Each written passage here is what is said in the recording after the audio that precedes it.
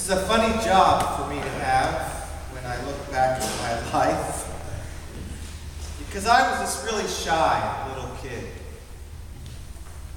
I preferred to play in my room all by myself and read books. And so it was against type, actually, when in middle school I decided to try out for a solo in my school's musical extravaganza. I screwed up all the courage that I had, and in front of my classmates and the world, I belted out, "Jeremiah was a bullfrog." I didn't get it. But I did make it into the chorus. And I can still remember very vividly standing on the risers in the junior high school in my red plaid bell-bottoms, swaying to the music and singing, "When the moon is in the 7th house and Jupiter aligns with Mars, then peace will guide our planets and love will steer the stars. This is the dawning of the age of Aquarius." I loved that song. I still do. But looking back on it, I can hardly believe that my parents allowed me to sing it.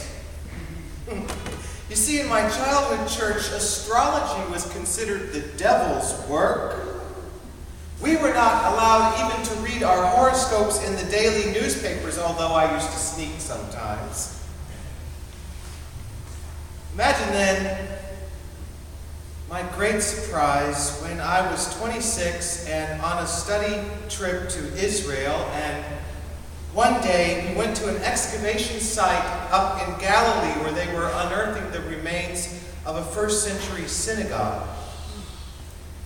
The professor said that Jesus himself might have worshipped there, and so I was most impressed. In the middle of the synagogue was this beautiful mosaic floor, and it was very dusty and faded by time, so our guide took a bottle of water and sort of splashed it on all the tiles to reveal their beauty. And there, in the middle of the main room of the synagogue, in the center of the floor, were the 12 signs of the zodiac. And everything I had ever been told about stargazers began to crumble. About the same time that that synagogue would have been in use, the Gospel of Matthew was written. And in Matthew's telling of the Christmas story, astrology, not astronomy, but astrology plays a major role. There are no shepherds abiding in the fields or angels singing in the sky. That's from Luke. Instead, Matthew tells the story of the birth of Jesus through the lens of these mysterious stargazing foreigners. We call them 3 kings, even though Scripture never identifies their number or their royalty. Some scholars believe that these wise ones were actually members of the priestly class of Zoroastrianism, which paid particular attention to the stars as a way to predict events on the earth. And these Zoroastrian astrologers were rather famous in the ancient world and regarded as, now get this, respected scientists of their day. And these astrologers had noticed a brilliant star far off in the east, and according to their best predictions, that star was a sign that a royal child had been born. So they set out, traveling from their home in probably what was Persia to Jerusalem. And not knowing where this new king was or who he was, they did the most sensible thing they could do. They asked the current king where they might find this child. But that was a terrible mistake. Because this Herod king was an awful, awful man. According to the Jewish historian Josephus, Herod had murdered several of his own sons.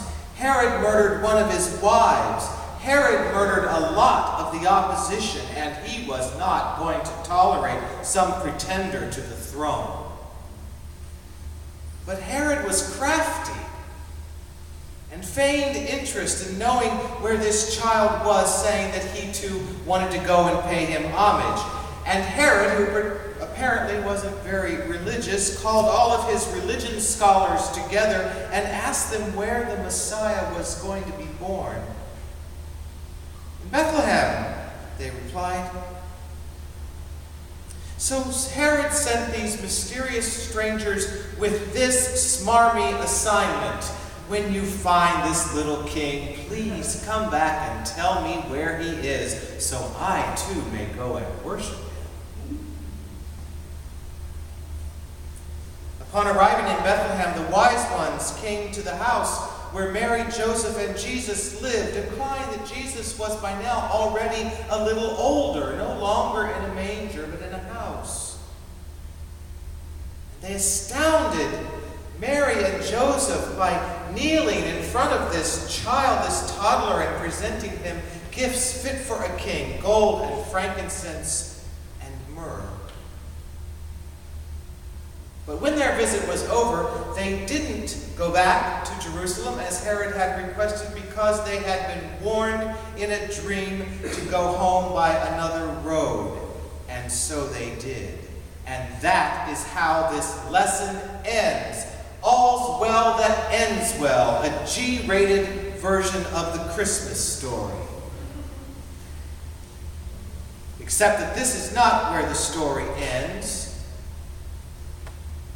If you keep reading in the Gospel of Matthew, you find out that immediately after the wise men left, Joseph too had a strange dream, in which he was warned to take his family and run as fast as he could go into Egypt.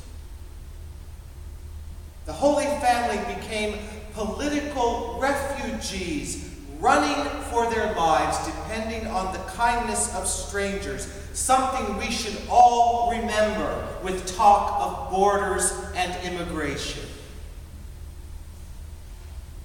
Herod, infuriated that he had been outfoxed, ordered the murder of every male child 2 years old and under in all of Bethlehem and vicinity. Imagine that if you can. This awful event is called the slaughter of the innocents. In more liturgical churches, this is actually a feast day, because these children are considered the first martyrs of the gospel, the first ones to give their lives for the sake of Christ. How morbid, you might be thinking. What a way for the Christmas story to end. Campbell, the tree is still up, and you're telling us such stories. It doesn't fit so well with our fantasies of Christmas, but it fits very well in our post-Christmas world. Political refugees still run for their lives, families with children running as fast as they can go. Innocent children are still slaughtered in places like the Sandy Hook Elementary School, the streets of Damascus, the gender side of 100 million girls. And all of that is made possible, brought to us by the Herods of our day. Epiphany is about light. Epiphany is about hope, but it is not an easy hope or an inexpensive light.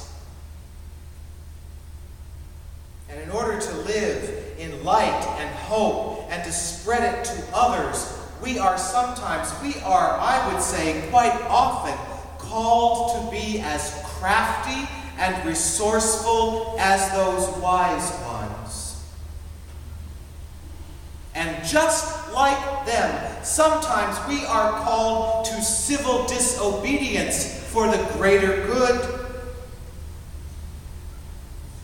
Looking at the wise ones, it could be said that the other main message of Epiphany is resistance to evil. But it is more than resistance. Epiphany is also about living in hope despite all of the evil. It is more than simply resistance. Like those wise ones, we are called to keep our heads up, to scan the sky and look for any twinkling of the reign of God, any sign of goodness and light, and then to follow that light. And here's another thing. In Matthew's Gospel, these major players in the Christmas story are pagans, people who practiced another religion. Even after they came to worship Christ, we have no indication whatsoever that they abandoned their Zoroastrian faith.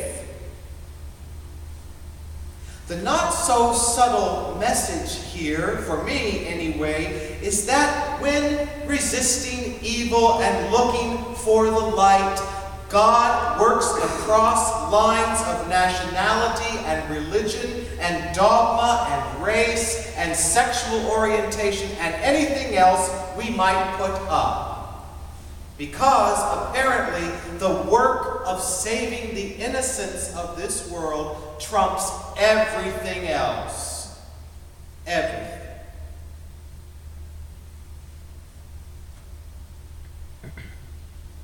This post-Christmas world of ours can be a tough one. But stars of goodness and stars of hope and stars of healing and reconciliation and peace and joy rise regularly on the horizon. If you will dare to look up from the doldrums of your daily life, you will see them. And people of goodwill, the whole world round, join hands to demand justice from Herod. It's not quite the age of Aquarius. But the promise of God is that we are on our way. And that, dear friends, is the word of the Lord.